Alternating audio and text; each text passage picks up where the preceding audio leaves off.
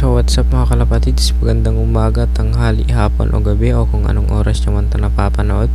So mag-lolof visit tayo ngayon kay Northlof.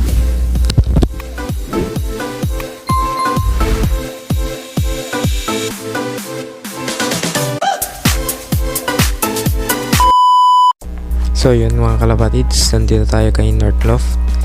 Bibisitahin natin yung mga pangmalakasang mga breeders niya. So ito yung mga YB niya mga kalapatids. Sana all may YB na tayo kasi ilang linggo pa lang yung mga YB natin mga kalapatids. Kaya sana all na lang tayo kay Idol Northlof. So yun yung mga breeders niya, panay off color pati yung mga YB niya mga kalapatids. Tingin ko mahilig sa off color ang idol natin si Northlof, kaya yung mga breeder niya is panay off color mga kalapatids.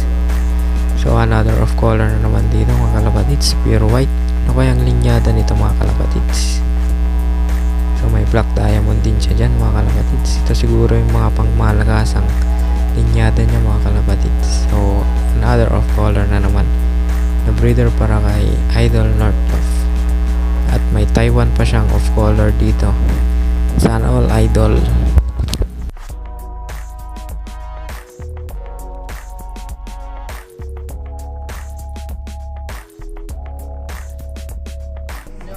Dito naman tayo sa mga stock birds niya mga kalapatids. Ang gaganda naman ng mga stock birds mo idol.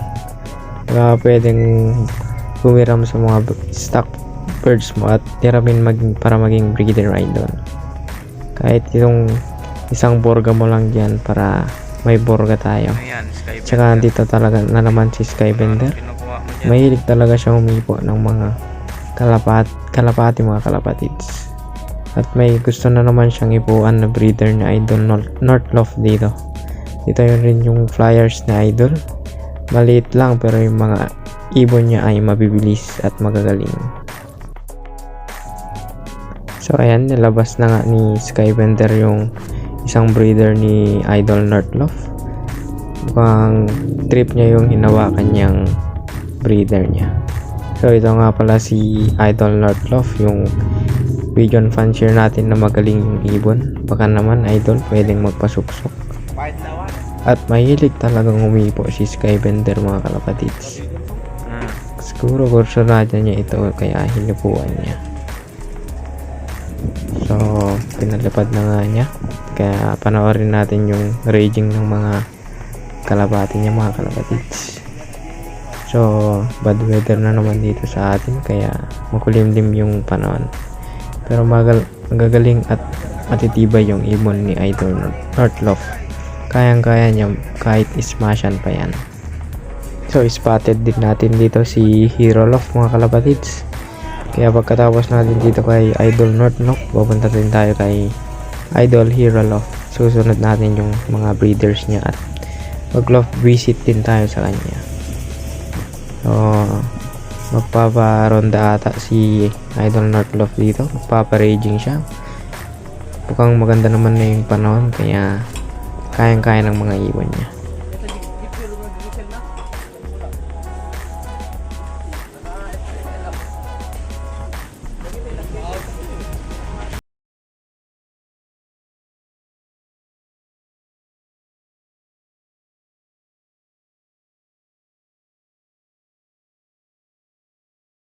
Ito pang summer mo gidi.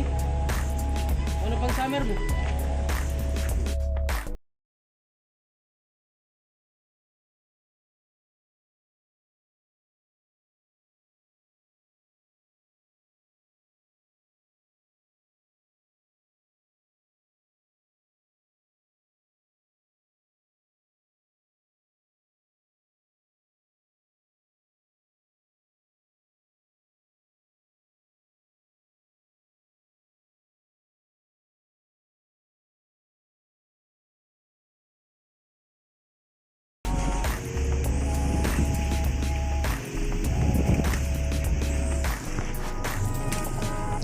So dito mga kalapatids, nagpakawala na nga si Idol Northlof.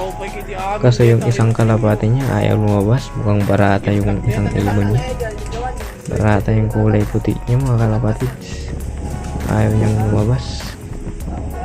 Pur-pur tumayak ni dito. Corona din.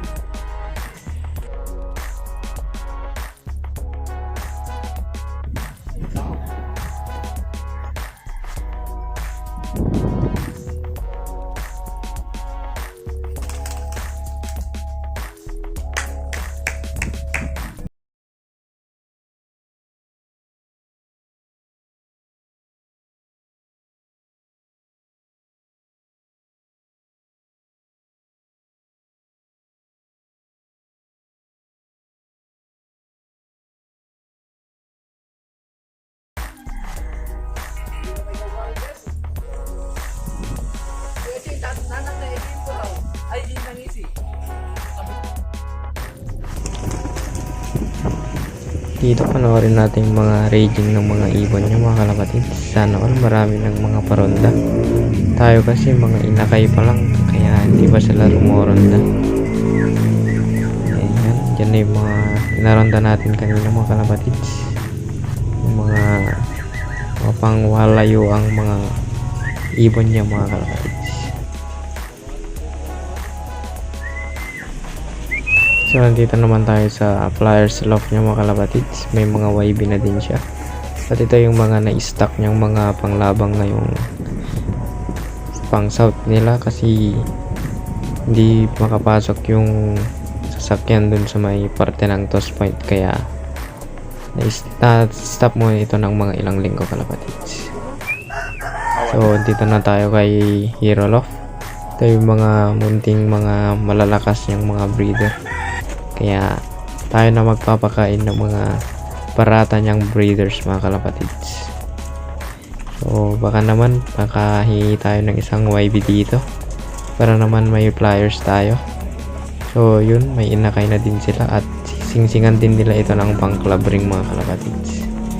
So sana all, baka naman mga idol, isang singsing lang.